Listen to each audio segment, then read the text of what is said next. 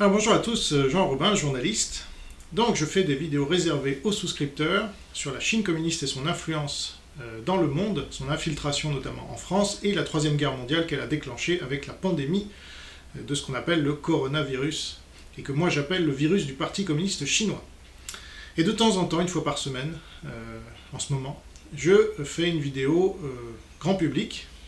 La dernière sur le professeur Raoult a déjà fait beaucoup de vagues. Je vous invite à la regarder si vous ne l'avez pas vue, puisqu'au moment où j'enregistre, elle est en train d'atteindre les 30 000 vues.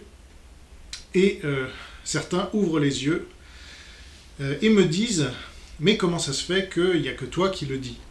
Comment ça se fait que les autres nient ou qu'ils relativisent ce qui relève clairement d'une collaboration avec le pays le plus dictatorial du monde, qui en plus, au niveau médical, puisque c'est un médecin, persécute tout un tas de gens, des millions de gens, pas simplement quelques gens dans un coin, c'est vraiment des millions de gens qui sont dans des camps, qui sont stérilisés de force pour les femmes, dont les organes sont prélevés, enfin tout un tas d'horreurs que seuls les régimes dictatoriaux du niveau de l'Allemagne nazie ou de l'URSS de Staline sont capables. Donc là, on est à ce niveau-là. Le professeur Raoult se dit médecin et cautionne ce régime, il ne l'a jamais dénoncé, donc c'est ce que j'explique dans cette vidéo et je le démontre. Et des gens me disent, mais comment ça se fait ? Tu es le seul. Et c'est vrai, j'apporte toutes les preuves. Donc pour ceux qui sont un minimum honnêtes et de bonne foi, j'ai rajouté donc les preuves dans un commentaire épinglé. Donc on ne peut pas me dire je sais pas quoi. Et donc je voulais faire cette vidéo sur le courage intellectuel en général, et sur la Chine communiste en particulier, parce que je me rends compte depuis 1 an maintenant que j'ai commencé quasiment mon enquête, c'était en fin mars, donc on arrive bientôt à 1 an, j'ai croisé pas mal de gens, numériquement, virtuellement, qui alors, sont sur mes positions, ça serait beaucoup dire, parce qu'ils n'ont pas forcément enquêté autant que j'ai enquêté, et ils ne sont pas forcément souscripteurs, donc ils ne savent pas tout ce que j'ai découvert, mais déjà avec mes visuels que vous pouvez retrouver sur mon site jeanrobinmedia.wordpress.com, il y en a près de 120 qui sont en accès libre, vous avez déjà une bonne idée de ce que représente la collaboration de la France, l'État français avec la Chine communiste. Et donc ces personnes-là me disent, quand je leur parle, en privé, oui, tu as raison, oui, mais tu comprends, c'est pas le bon moment, parce que si, ça... bon. Et en fait, ce qu'ils veulent pas me dire, c'est qu'ils n'ont pas de courage intellectuel. Et qu'ils préfèrent, quand ils disent quoi que ce soit, penser à ce que les autres vont penser d'eux, plutôt que je dis la vérité et peu importe. Parce que, voilà, ils savent très bien ce qui est arrivé à Jésus-Christ, par exemple, et qui est un peu la métaphore. C'est vrai, moi je suis chrétien, donc je pense que ce qui est arrivé à Jésus-Christ est historique, et c'est en plus, même pour ceux qui n'y croient pas, ils sont quand même en 2021 après Jésus-Christ, donc voilà, c'est relatif, mais pour moi, pour qui Jésus-Christ a réellement existé, a réellement été crucifié, mort et ressuscité, c'est un peu une métaphore de ce qui arrive à ceux qui disent la vérité, comme l'avait chanté la chanson, dont je ne me rappelle plus du chanteur. Je fais cette vidéo sans préparation, donc c'est pas comme mes vidéos réservées aux souscripteurs, je vous rassure, mais là, en public, j'aime bien faire ça sans script, parce que c'est vrai que de s'en tenir à un script préparé pendant des heures et des heures, ça peut être un peu frustrant au niveau de la spontanéité. Et donc, le premier qui a dit la vérité, il doit être crucifié. Voilà. Et ça, les gens le savent, ils l'ont compris maintenant, parce que même s'ils ne croient pas à Jésus, ils savent très bien que les conséquences que représente le fait de dire la vérité, surtout si on est le premier à la dire.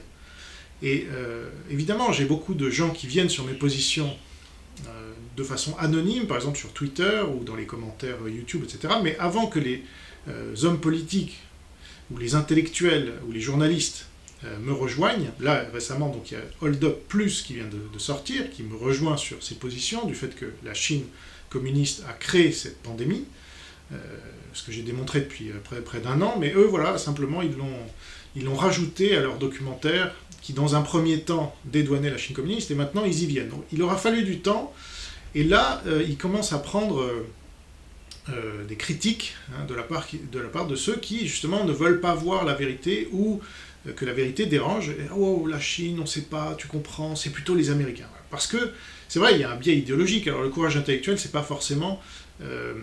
ce qui en manque, c'est pas forcément parce que ils en manquent, précisément qu'ils ne disent pas c'est la Chine communiste. Ça peut être parce que, idéologiquement, ils sont tellement biaisés, pro-marxistes et anti-capitalistes ou anti-Occident en général, qu'ils vont refuser de voir que c'est la Chine communiste qui est responsable de la pandémie et de ses conséquences. Donc ça, bon, on ne peut pas faire grand-chose à moins d'une prise de conscience ou qu'ils subissent eux-mêmes les conséquences de la politique qu'ils prônent pour les autres, à savoir le marxisme. Et donc, quand ils deviennent pauvres, quand ils deviennent, ce qui est la conséquence du marxisme pour l'immense majorité, à part quelques oligarques, eh bien, peut-être ils prennent conscience que finalement ça marche pas, alors que le capitalisme, lui, fait sortir les gens de la pauvreté, et là ça marche pas.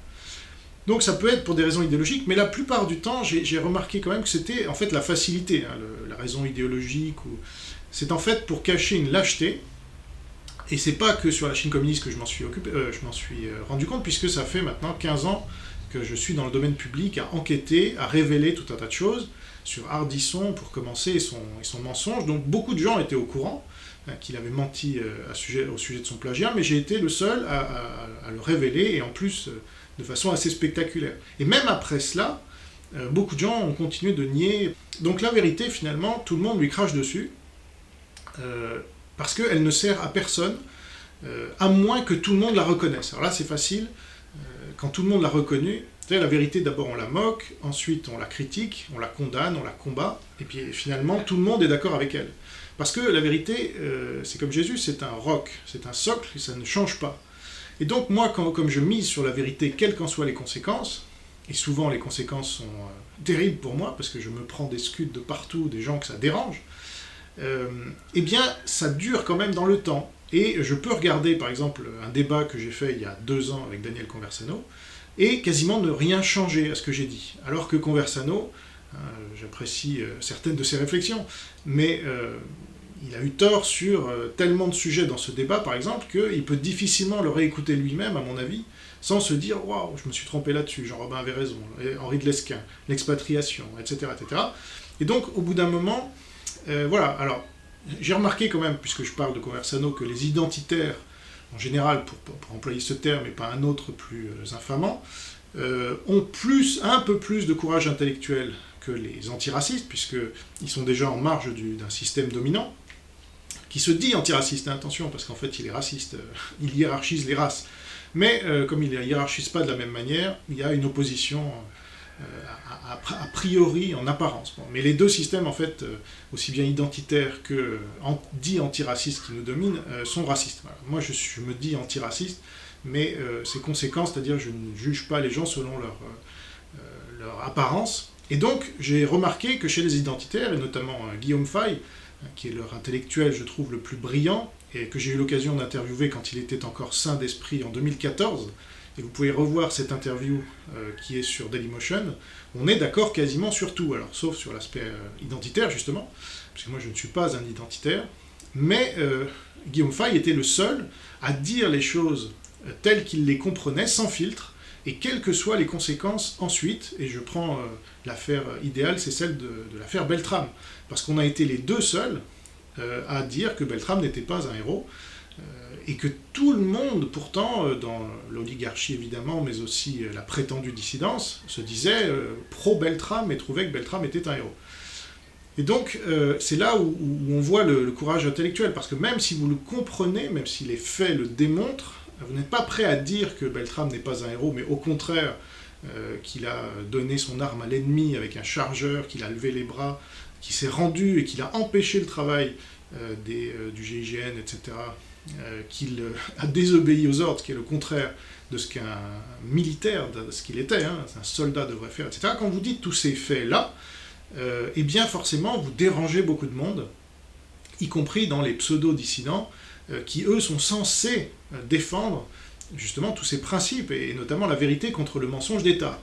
Or là, on avait tout ce folklore-là autour d'Arnaud Beltrame, et Guillaume Fay et moi avons été les seuls à dénoncer cela. Et je sais que parmi vous, il y a encore des gens que ça choque quand je dis cela, mais regardez les faits. Et regardez aussi le courage intellectuel qu'il faut, quand on est notamment anti-islam, pour dénoncer quelqu'un qui s'est fait tuer par un terroriste islamiste. Donc Guillaume Fay et moi sommes absolument insoupçonnables de ce côté-là. parce qu'on l'a démontré 1000 fois. Et donc, le fait qu'on le dise, nous, aurait dû, normalement, faire basculer une partie de l'opinion, notamment dans la pseudo-dissidence, mais ce n'a pas été le cas. Voilà, parce que tous ces gens-là, en fait, et je le vois à nouveau sur la Chine communiste, Guillaume Fay n'est plus là, mais je suis absolument certain qu'il aurait été contre la Chine communiste à fond comme moi, et qu'il aurait bien vu et dit tout ce qu'il se passe tel que je le dis moi, j'en ai absolument aucun doute, mais aujourd'hui, comme il n'est plus là, voilà, je suis le seul. S'il n'avait pas été là au moment de Beltrame, j'aurais été le seul à ce moment-là, et comme je suis le seul aujourd'hui, qu'il n'est plus là, eh bien je me retrouve avec tous ces gens qui se regardent en chien de faïence et qui disent « Ouh là là, la Chine communiste, en effet, elle a envoyé le virus, ça on en est sûr, elle a caché, elle a tué ou fait taire les lanceurs d'alerte, elle a empêché toute enquête internationale, elle n'a pas donné les génomes, elle a fait ci, elle a fait ça. Tout ça est démontré en long, en large et en travers. Elle empêche l'OMS d'enquêter. Maintenant qu'elle enquête un an après, une fois que toutes les preuves ont été détruite, elle dit non, mais ça vient pas du laboratoire PK de Wuhan, parce que l'OMS roule pour la Chine communiste. Donc tout ça, on le sait, on le sait parfaitement. Trump a déclassifié des documents qui le prouvent. Donc Hold Up Plus interview un gars de l'INSERM qui a été 30 ans à l'INSERM qui le dit, Luc Montagnier l'a dit, tous l'ont dit, mais ah oui, mais si je le dis, attention, qu'est-ce qui va m'arriver? Voilà. C'est ça à quoi pensent les gens. Donc il y a des gens qui sont salariés, il y a des gens qui même dirigent des organisations plus ou moins importantes et qui se disent « Oh là là, des partis, des think tanks, des Marion Maréchal Le Pen, des Florian Philippot, etc. Ces gens-là savent parfaitement. D'ailleurs, ils ont du mal, comme Philippot, à retenir ce qu'ils savent. Mais ils ne peuvent pas aller jusqu'au bout parce qu'ils se disent « Oh là là, je vais passer, pourquoi ?» Et je vais être le seul. Ah, il y a Jean Robin, mais bon, c'est qui Jean Robin? Voilà. Moi, j'ai apporté toutes les preuves, j'ai fait toutes les enquêtes, et je me rends compte, en regardant, par exemple, ce qui s'est passé dans l'histoire de France récente, sur la Chine communiste, par exemple, Simon Less, c'était celui qui dénonçait, dans les années 70, tout ce climat déjà pro-Mao à fond, parce que pro-communiste, et donc on couvrait déjà les crimes de Mao dans les années 60-70. Et je viens de parler dans toute une vidéo de cette collaboration à l'époque de Mao avec la France du général de Gaulle qui avait reconnu la Chine communiste en 64.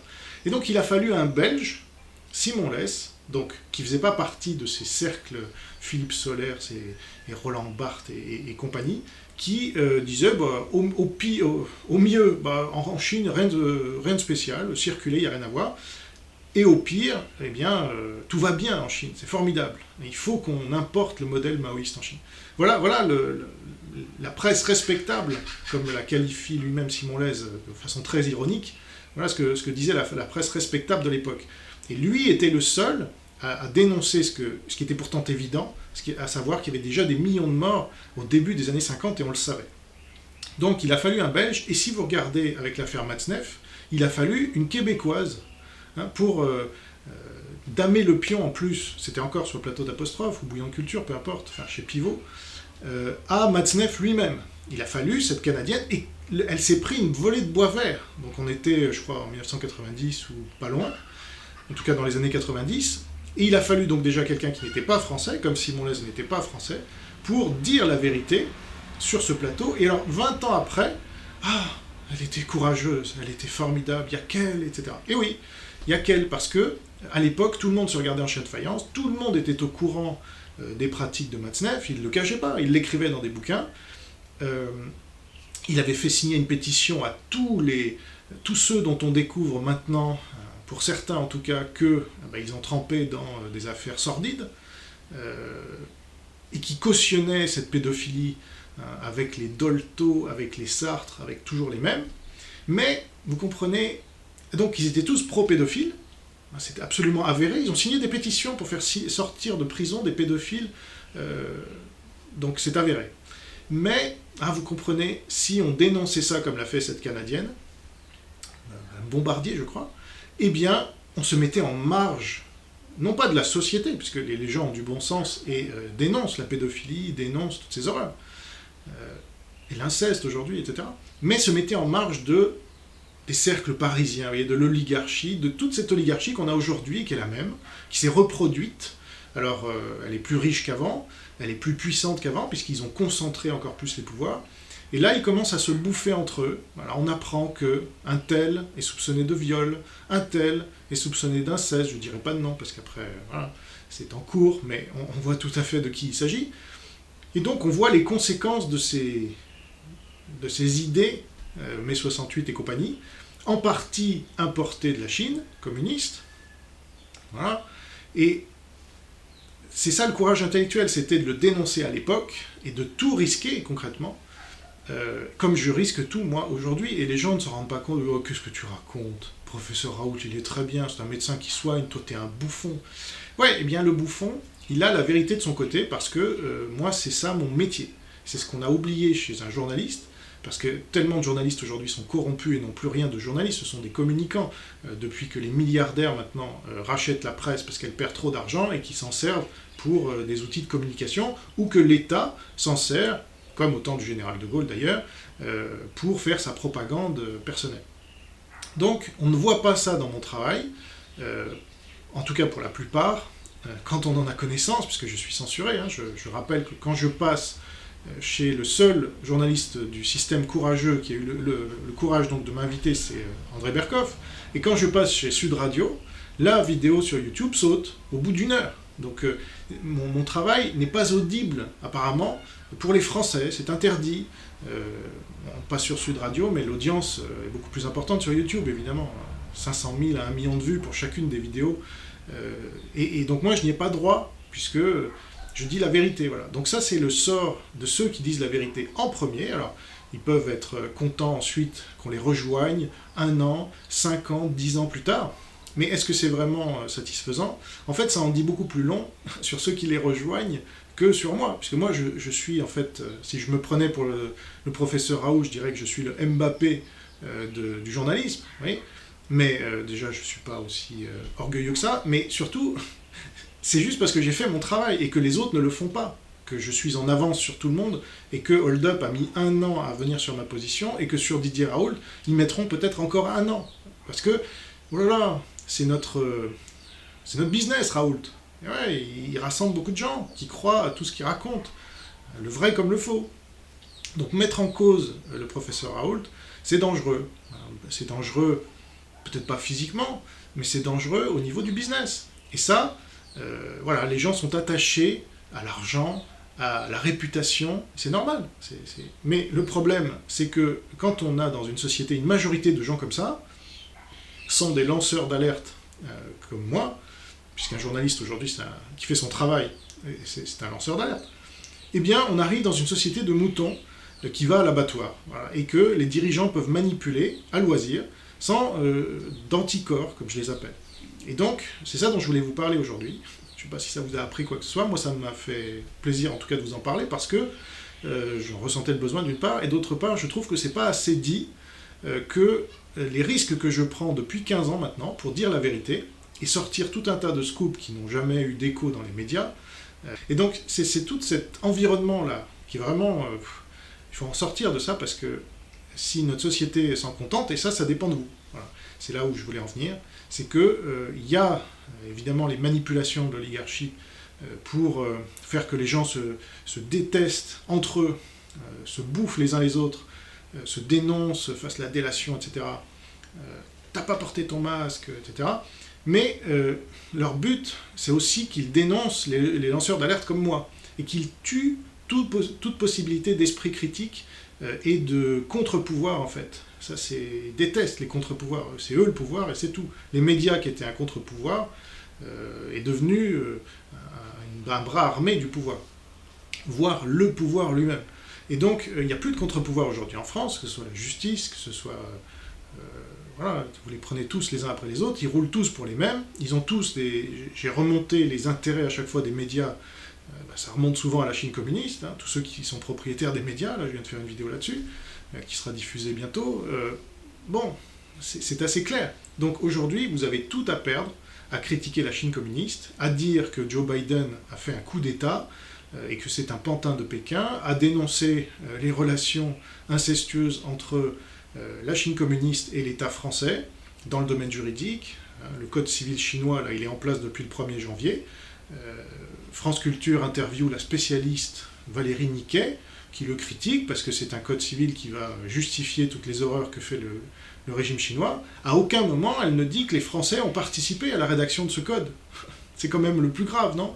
Donc voilà, moi je suis le seul à dire tout ça, la collaboration au niveau technologique, au niveau bactériologique, donc le P4 de Wuhan c'est bien nous, mais Alain Mérieux est reçu comme un prince, tout comme Jean-Pierre Raffarin, une fois par mois sur LCI, et puis dans tant d'autres médias, Radio Classique, qui est détenu par...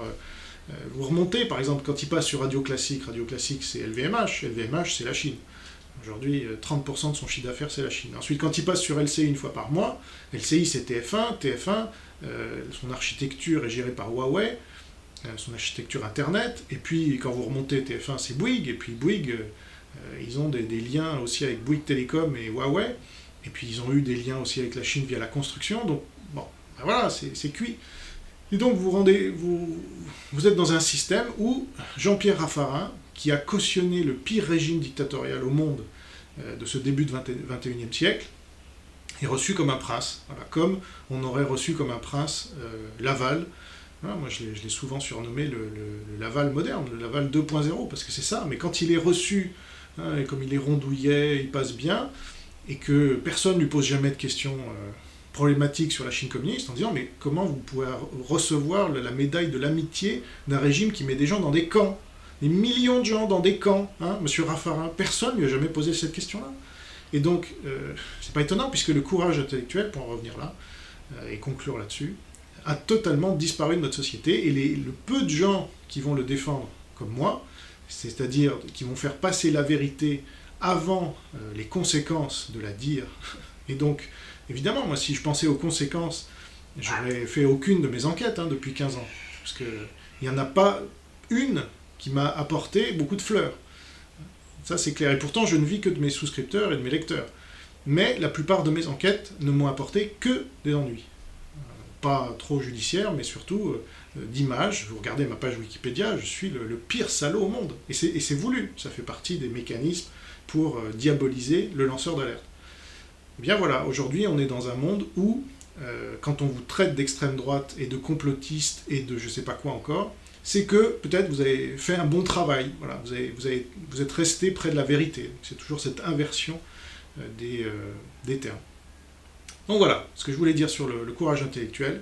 Donc je vous invite vous-même à être courageux intellectuellement, quoi qu'il en coûte, parce qu'au final, la vérité reste, et donc si vous commencez à mentir, on sait très bien que ceux qui sont accusés de viol aujourd'hui ou d'inceste, ils ont menti, ils ont eu ça sur leur conscience tout ce temps-là, et finalement ils vont se retrouver en prison, ou je ne sais pas où, en tout cas, ils se retrouveront jugés à la fin de leur vie, ça c'est sûr. Donc tenez-vous-en à la vérité, vous serez peut-être persécuté, mais vous aurez une dignité, un honneur, et votre conscience, vous dormirez bien la nuit, et vous vous réveillerez le matin, vous regarderez dans la glace, et vous serez fier peut-être. Voilà, et vous donnerez un bon exemple, parce qu'au bout d'un moment, c'est à vous de changer. Si vous ne changez pas, il ne faut pas vous attendre aux gens autour de vous de changer. Voilà. Vous n'avez finalement la main que sur vous-même. Et vous pouvez vous plaindre toute la journée des autres, mais tant que vous ne vous changerez pas vous-même, eh bien, vous ne pourrez pas vous plaindre légitimement, en tout cas. Vous pourrez bien vous plaindre de Macron ou de je ne sais pas qui, mais plus il y aura de gens à manifester ce courage intellectuel, eh bien, mieux nous vivrons, parce que nous avons finalement les dirigeants que nous méritons, et nous avons les médias que nous méritons. Moi, j'ai toujours dit en Afrique, ça ne sert à rien d'aller essayer d'aider les gens là-bas, parce qu'eux-mêmes devraient commencer à se libérer de l'emprise, peut-être de la France néocoloniale, ou de la Chine maintenant, néocoloniale, ou d'autres. Donc c'est à eux de prendre leur destin en main, et c'est à nous ici de prendre notre destin en main. Et ça commence par dire la vérité. Voilà, ça c'est le premier pas dans cette grande aventure qui s'appelle la vie normalement. C'est la première étape. Tant que vous n'avez pas cette étape-là, eh bien ça ne sert à rien d'avoir les autres, parce que tout est basé sur la vérité. C'est pour ça que dans le christianisme, on dit que Jésus est le roc sur lequel on peut construire sa maison. Parce que si vous construisez quelque chose sur le mensonge, c'est sûr que ça va se casser la gueule à un moment ou à un autre. Et ça, c'est valable aussi pour votre vie. Donc si vous commencez à mentir à votre femme, à vos enfants, ou à je sais pas qui, que vous avez une maîtresse, ou que... eh bien, ça va pas durer longtemps, et ça sera pas durable. Voilà. Donc, je vous remercie pour votre attention. On verra bien les conséquences de cette vidéo, encore une fois de plus d'avoir dit la vérité.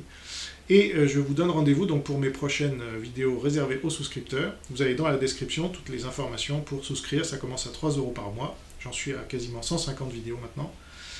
Vous y aurez accès en tout ou partie selon la souscription que vous choisissez. Ça va jusqu'à 50 € annuellement. Et donc vous aurez accès à toutes mes vidéos que je ferai dans les mois ou les années qui viennent. Merci pour votre attention, gardez la foi, vive le Christ Sauveur et vive la nouvelle France libre. Au revoir.